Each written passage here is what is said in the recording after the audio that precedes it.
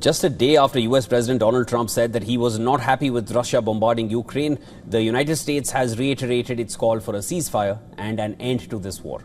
Now, speaking at the United Nations, the US condemned the April 4th strikes on Ukrainian president's hometown of Kryvyi Rih.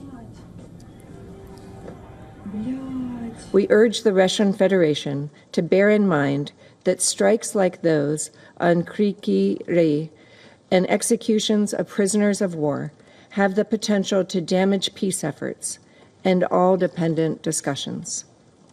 The April 4th missile strike further underscores the need for an end to this devastating war, and we will ultimately judge President Putin's commitment to a ceasefire by Russia's actions.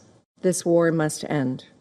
We will have no patience for bad faith negotiation or violation of commitments. The US also slammed China for supporting Russia in the war. It's disturbing with North Korea participating. It's disturbing with the Chinese soldiers having been captured. We're aware of those reports that Ukraine captured 2 Chinese citizens fighting on behalf of Russia in Ukraine. China is a major enabler of Russia in the war in Ukraine. China provides nearly 80% of the dual-use items Russia needs to sustain the war. Ukraine also accused Putin's actions and called out Russia for being an obstacle to peace. With these barbaric attacks against Ukrainian civilians and children, Russia demonstrates its complete disregard for international peace efforts led by the United States. Russia shows unrelenting will to continue its war of aggression against Ukraine. Let us keep it in perspective. Moscow has not moved 1 inch away from its genocidal and maximalist war aims. Russia continues to focus on elimination of Ukraine as a state and Ukrainians as a nation. It is now crystal clear that Russia is the major and only obstacle to peace.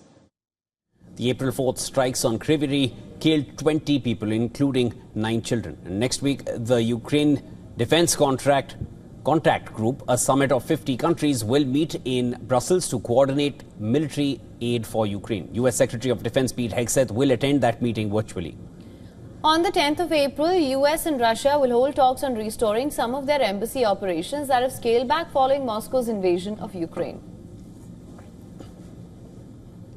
On April 10th, US and Russian delegations will meet for a second time in Istanbul to try to make progress on further stabilizing the operations of our bilateral missions. So that is happening in Istanbul. Meanwhile, NATO is increasing its defense power to fight this war. On Tuesday, Italy donated a military ship to Albania to help the country reinforce its army, increase patrolling of its coastline, and intensify its participation in NATO missions.